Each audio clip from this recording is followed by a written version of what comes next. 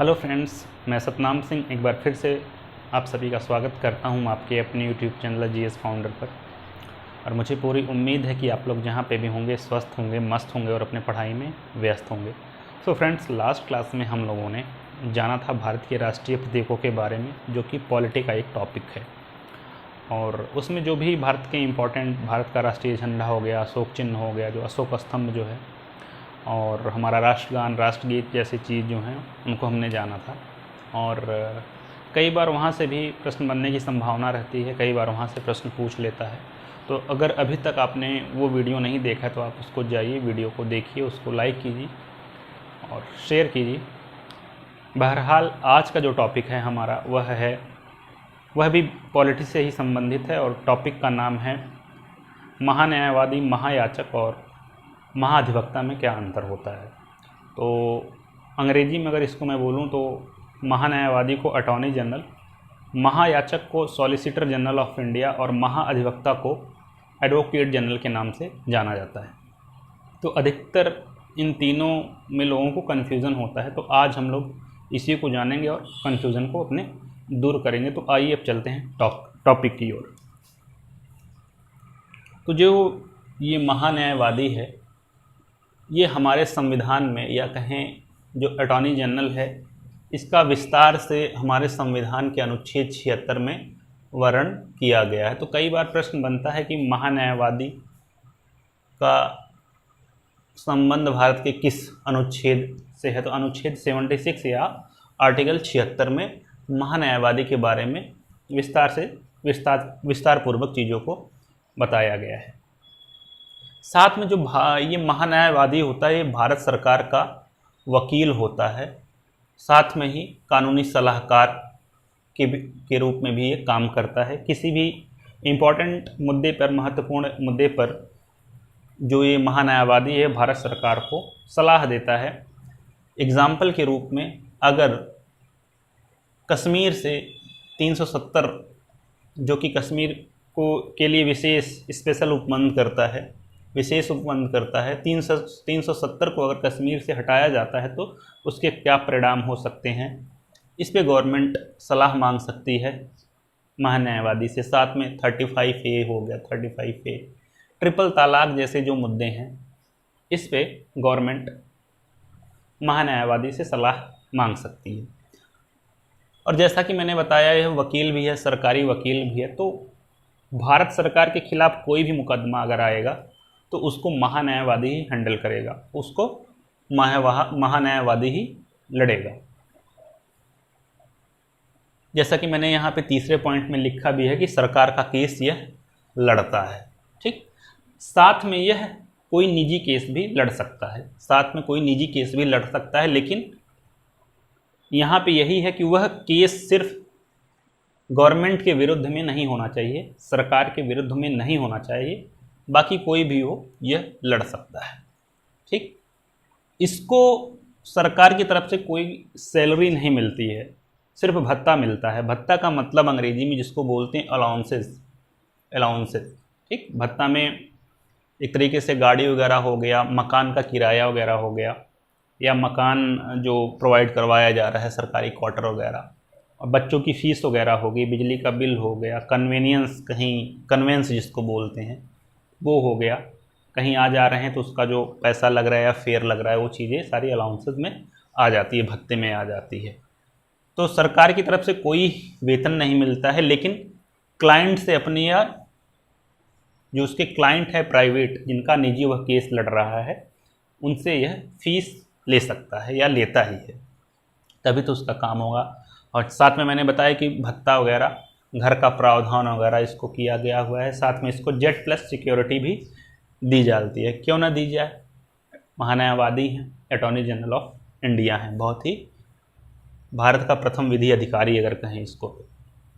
ठीक, इसके अलावा कुछ और भी उपबंध है इसमें कि ये संसद की कार्रवाइयों में भाग ले सकता है, लेकिन वहाँ पे इसको वोटिंग का अधिकार नहीं है, वोट नहीं डाल सकता है, वोट नहीं दे सकता है। ठीक, और इसका कार्यकाल जो है, कार्यकाल की अगर बात करें तो कोई निश्चित कार्यकाल नहीं है, यह राष्ट्रपति की इच्छा के ऊपर निर्भर करता है कि ये कब तक काम करेंगे।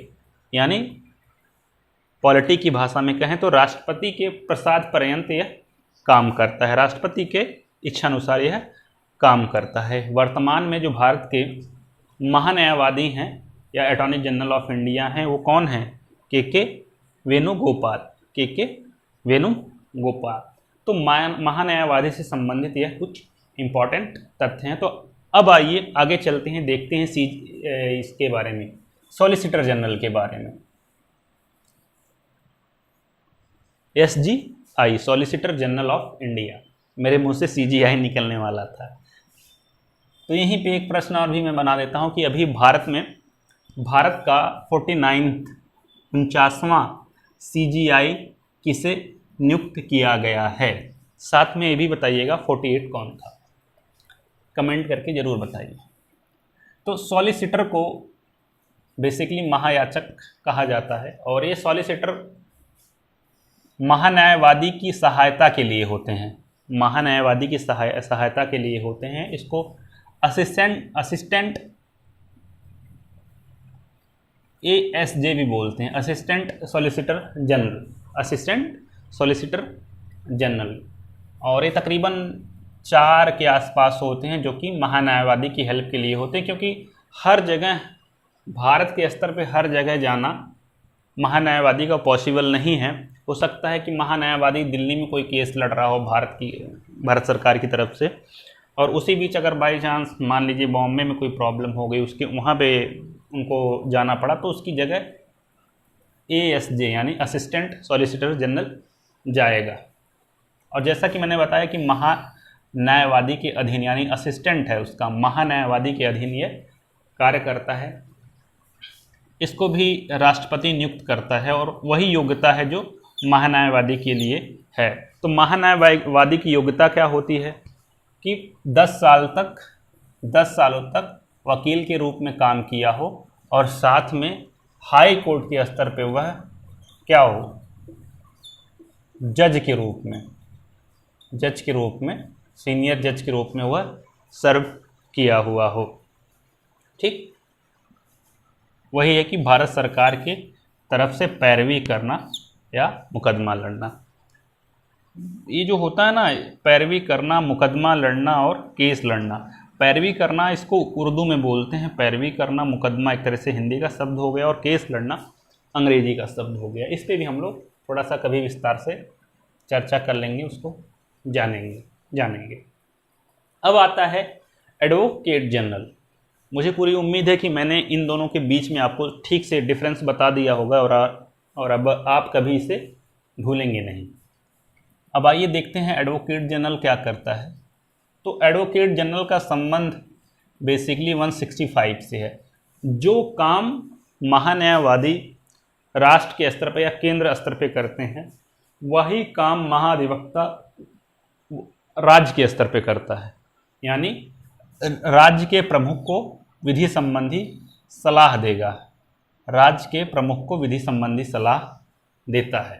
ठीक, और इसका वर्णन जो है संविधान के अनुच्छेद 165 में होता है और इसे राज्यपाल नियुक्त करेगा और राज्यपाल के प्रसाद पर्यंत ही यह काम करता है। और यहाँ पे जो महान्यायवादी हो किसके प्रसाद पर्यंत काम करता है? राष्ट्रपति के प्रसाद पर्यंत काम करता है।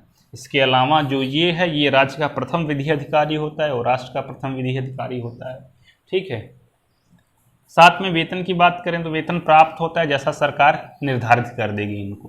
गवर्नमेंट जैसा उस राज्य की गवर्नमेंट जैसा जो भी वेतन भत्ता इनको निर्धारित करेगी वो इनको मिलेगा।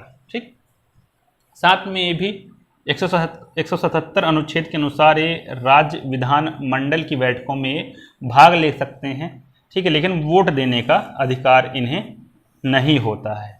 तो सिंपल सी बात यहाँ पे समझने वाली यही है कि जो एडवोकेट जनरल हैं इनका काम राज्य के स्तर पे होता है। सॉलिसिटर जनरल जो हैं यह महान्यायवादी के अंतर्गत काम करते हैं और महान्यायवादी जो है वह भारत सरकार के लिए काम करता है। और ये जो सॉलिसिटर जनरल हैं वो महान्यायवादी के अंडर में है, तो जैसा महान्यायवादी काम करे बोलेंगे वही ये करेंगे, लेकिन काम इनका भी वही है कि भारत सरकार की तरफ से पैरवी करना या मुकदमा लड़ना।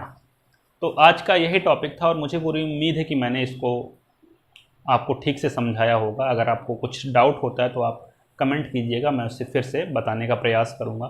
तो मिलते हैं नेक्स्ट वीडियो में, तब तक के लिए जय हिंद जय भारत। स्वस्थ रहिए, मस्त रहिए और हमारे वीडियो को लाइक कीजिए और शेयर कीजिए और चैनल को सब्सक्राइब करना मत भूलिए। तो मिलते हैं नेक्स्ट वीडियो में।